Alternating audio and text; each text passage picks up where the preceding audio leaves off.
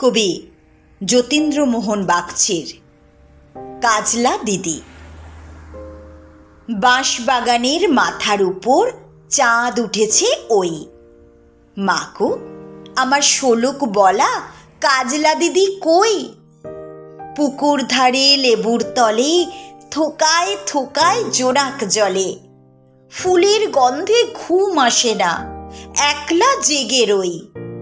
মাকো আমার কোলের কাছে কাজলা দিদি কই? সেদিন হতে কেন মা আর দিদিরে না ডাকো? দিদির কথায় আঁচল দিয়ে মুখটি কেন ঢাকো?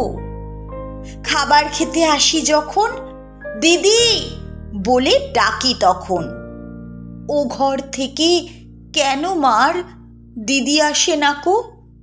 আমি ডাকি তুমি কেন চুপটি করে থাকো? বল মা দিদি কোথায় গেছে, আসবে আবার কবে?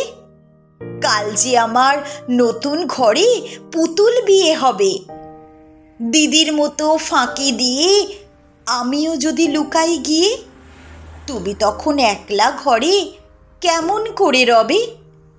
আমিও নাই দিদিও নাই, কেমন মজা হবে।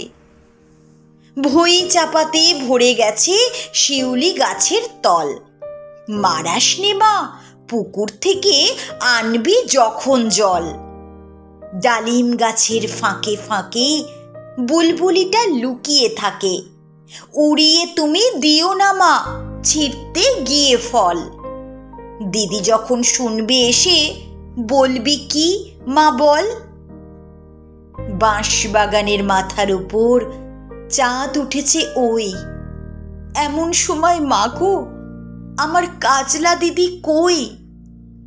লেবুর তলে পুকুর পাড়ে ঝিঝি ডাকে ঝোপে ঝাড়ে, ফুলের গন্ধে ঘুম আসে না, তাই তো জেগে রই। রাত্রি হলো মাগো আমার কাজলা দিদি কই?